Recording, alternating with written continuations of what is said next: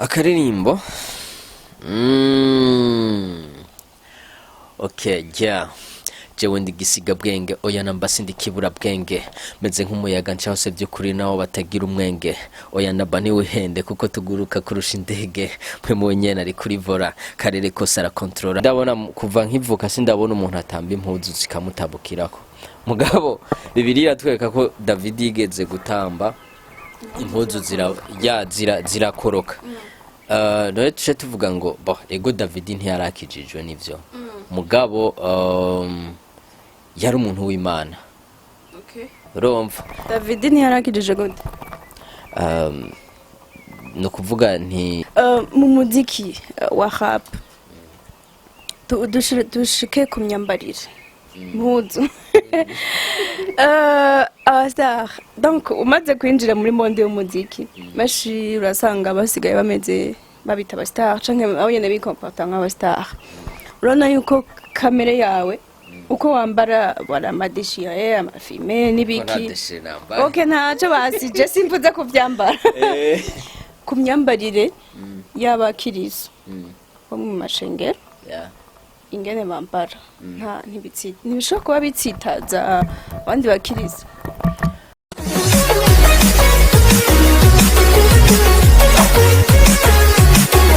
Amahoro cyane bakunzi ba PC International TV aho muhereye hose ndizera ko mumeze neza anje meze neza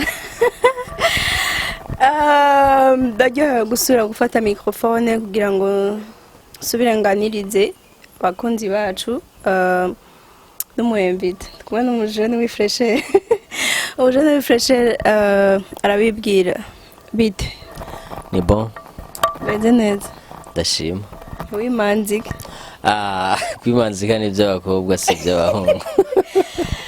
Alors urashobora kutwidondora? Je nitwa Firmin Mushasha ndumujene nko yavuze ego. Firmin Mushasha n'amazina y'abavyeyi bakwize. Firmin niryo banyise mugabo Mushasha ni je nagiyise. Yeah. Wagakuye kuki ako kazina kawe?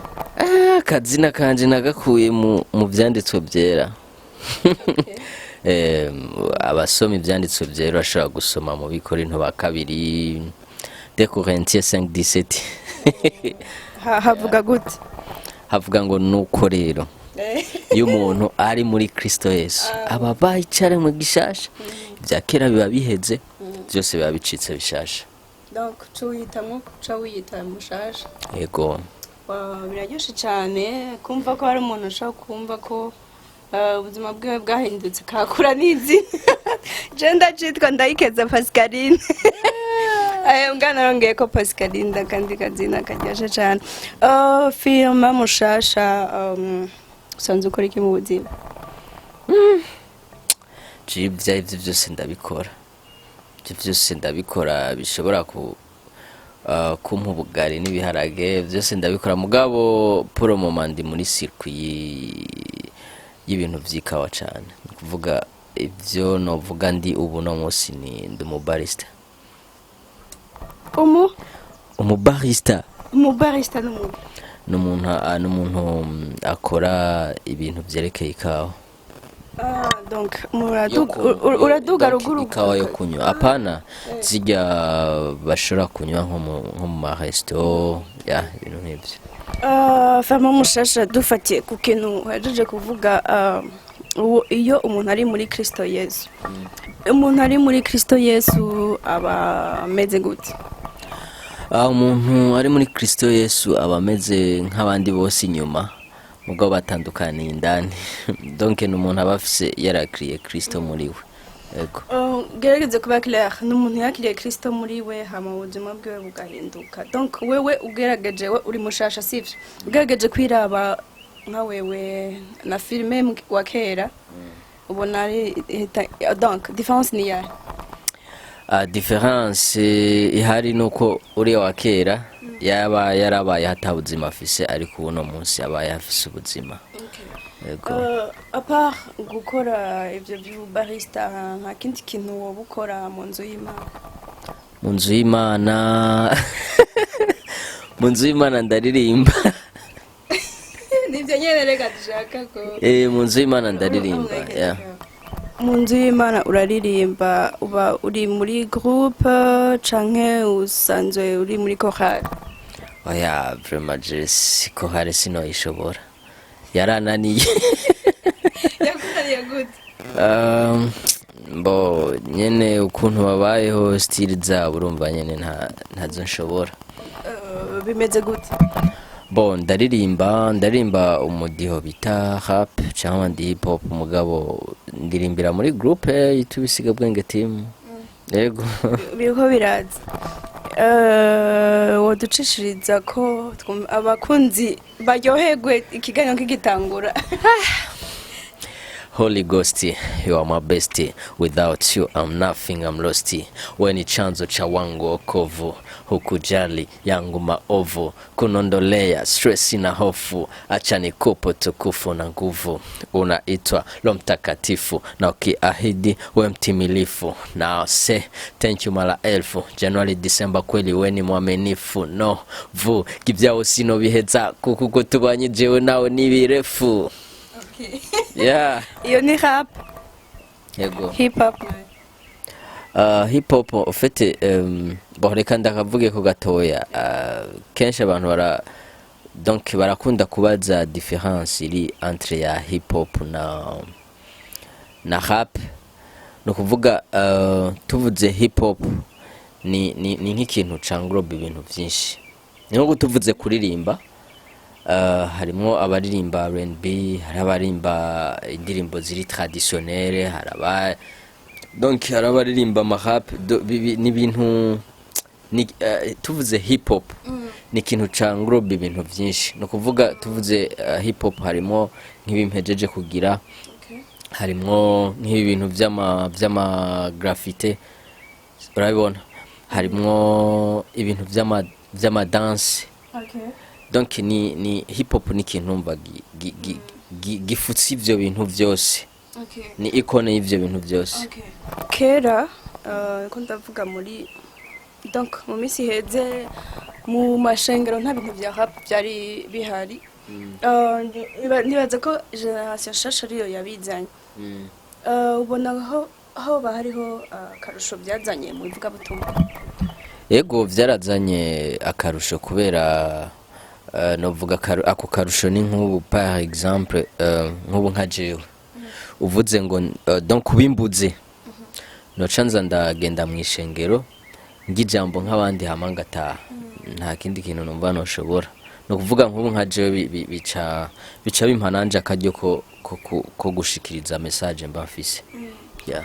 Kugira ngo udashoboye kuja muri chorale ni kamere yawe canke amategeko yo muri chorale yoba agumye kuri wewe?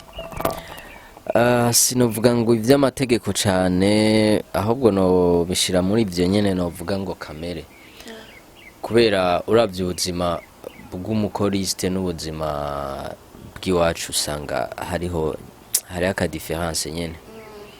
Kuko tubenga nyene urabaho kirekura.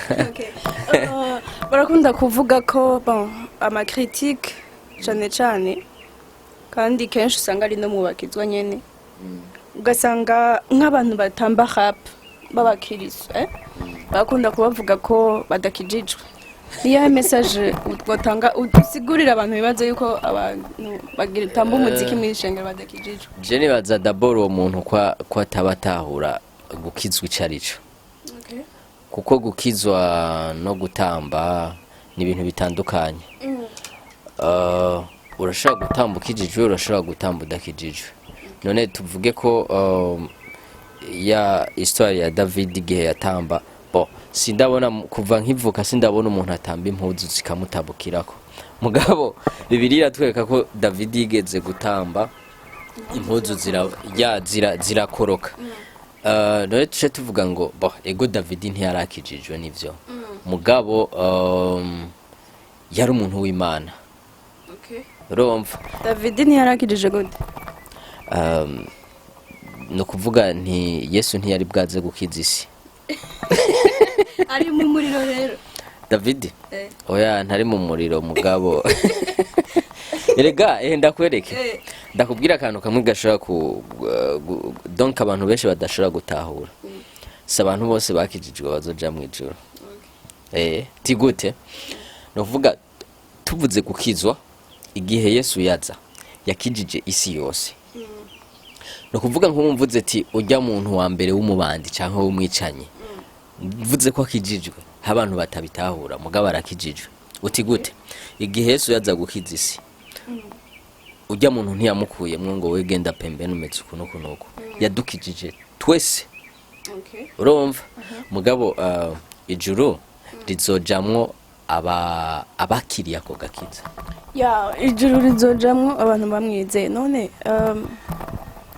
mu muziki je ngomba ko hanini ko tuguma mu muziki turaza kugaruka utubwire impamvu yatumye wumva woja gukora akazi mu muziki wa rap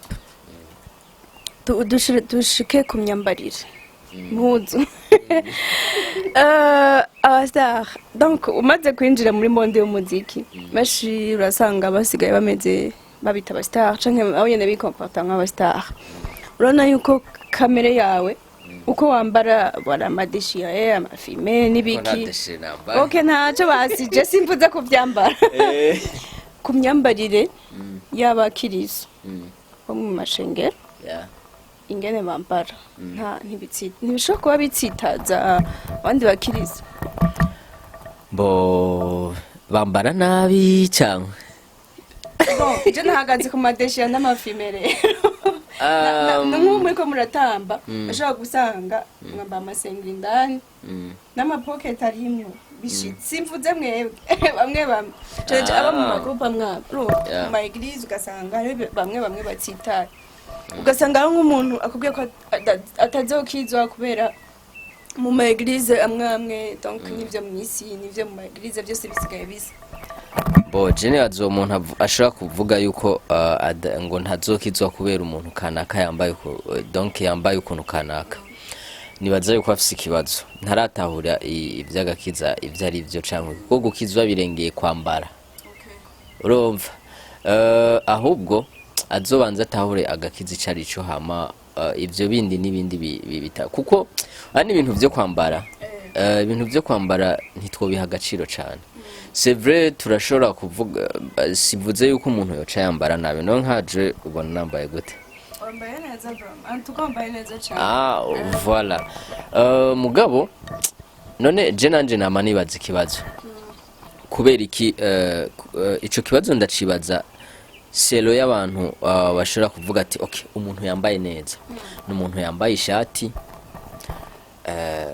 navuga ebana itari kuri silmezire yambaye ipantaro y'igitambara canke yambaye ikostime mugabo ikibazo mpora nibaza kubera ikiba bambaye costume la fois passée naringe hajya kuri biriya bitaro byo mu Kamenge kuri Hwakarede duhura n'umuvyeyi bafashe umve umuvyeyi ubona nyene yuko ari sage ubona kumengana mu intellectuel donc yari yambaye neza vraiment mugabo bari bamufasha amashati bajya ba security tubajije batubwira ngo yivye ngo yaraje kwiba ibintu by'umuvyeyi yibarutse donc bamufashe avyivye mugabo nca nibaza ikibazo none umuntu yambaye gutya gutashobora kwiba byumvikane yuko kwambara si kibazo ahubwo ikibazo ni kirindani muri wewe urashaka kujija apparence y'umuntu mugabo gasanga indani ari différent na kudushora kuburi kuramwibaza wewe donc kuri wowe uvuga yuko impuzu tanakimwe zihindura ku buzima bw'umuntu mugabo bivanye n'abatubona hanze iyo ugiye hanze ugiye nko kuvuga nk'ubutumwa okay on suppose yuko ugiye kuvuga ubutumwa wowe uravuga yuko impuzu ataco zishe ukaba ufise nk'ipantaro ya déchiré par exemple ubwo ati dusohotse kuvuga ubutumwa muri uwo mwanya ugenda wambaye iyo pantaro ya déchiré canke ugenda wambaye donc wo kwambara uko vyiyumvamwo abantu nyene ubwira ubutumwa bakimenya bo jewe mu bisanzwe ukuntu nambara nogenda naberewe uko nambara donc bo sinzi je déchiré nsanzwe ntanayikunda sindayikunda naho no yambara no kwambara nk'iyo gwawe ndakubaza birashobora gushika ugakunda indirimbo atari Imana? Bo ego Imana yararirimbye.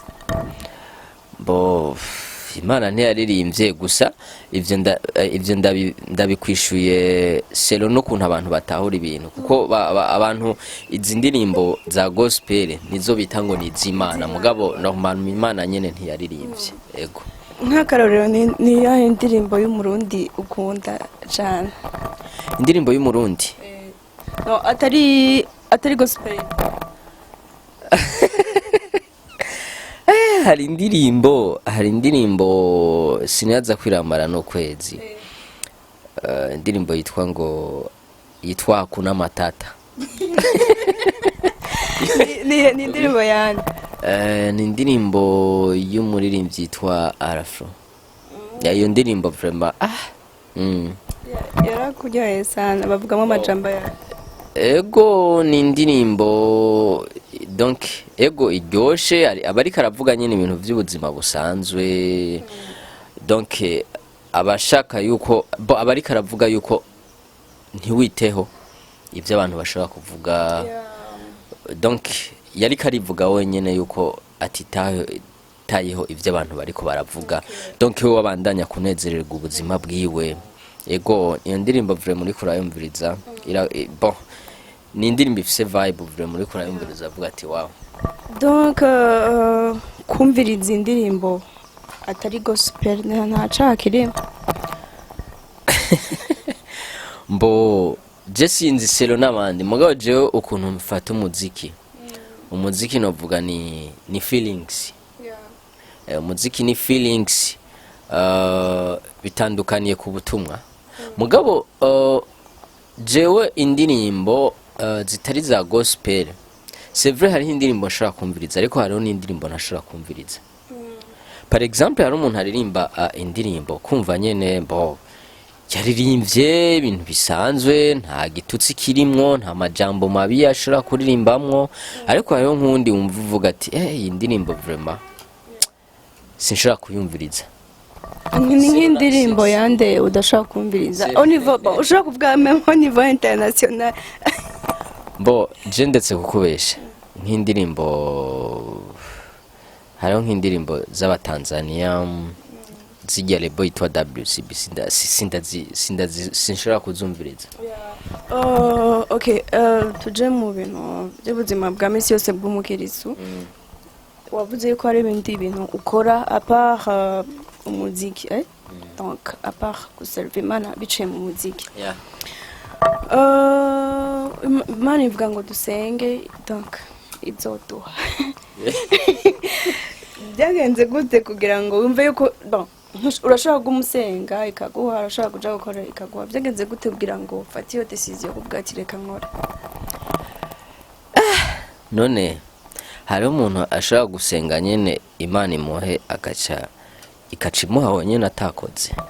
None abakozi b'Imana canke bajya baguma mu byumba by'amasengesho amasengesho abaniyishuka umukozi w'Imana aba arakora arakora naho yo badafise akazi kanaka mugabo arakora kubera afata umwanya wo kwiga ijambo agafata umwanya wo donc wo kwiyumvira ukuntu abakristo biwe bashobora kugira arakoresha ubwenge urumva mugabo genda basi nk'abajya abantu mbwiye bo mu byumba by'amasengesho genda urabe ubuzima babayemwo donc nawe ntushobora kubwipfuza.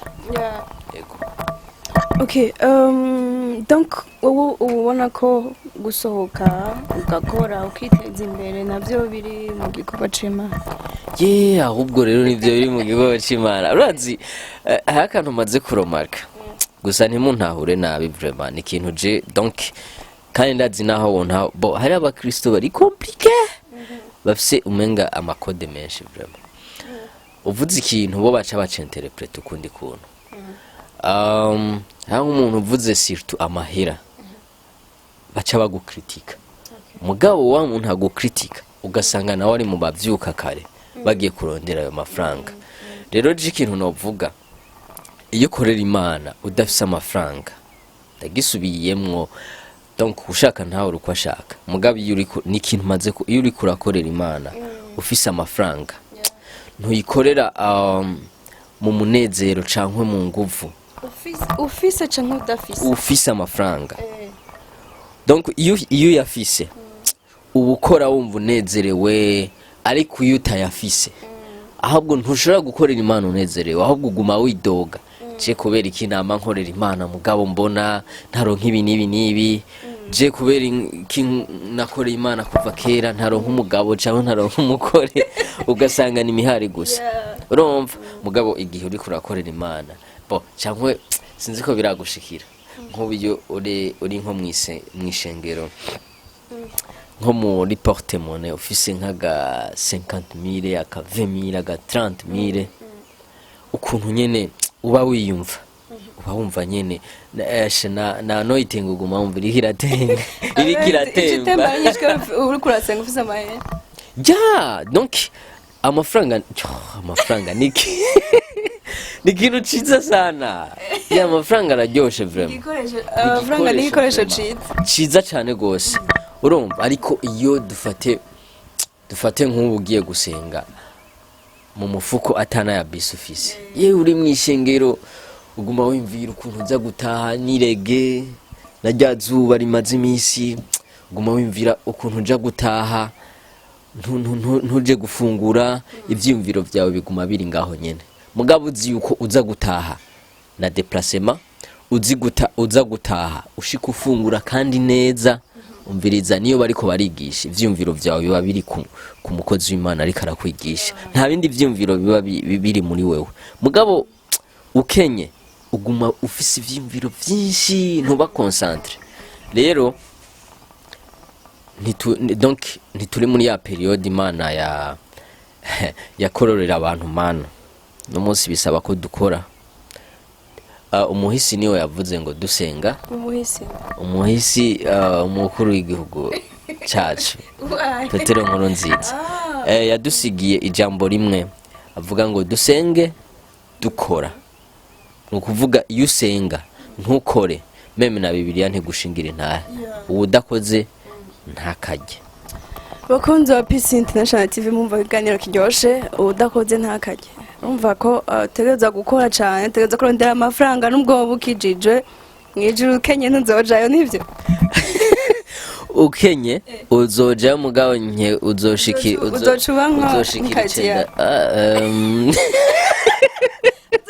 uzoshikira he shora kuvuga ikartie mugabo ugasanga nk'umuntu aba mwiyo quartier acaye yimvira fo anyimvira fo mugabo uzoshikira inyuma y'igisagara mwijuru ni hamwe aramakata ninde yakubesha okay ibyo nageze nabiteba ko naje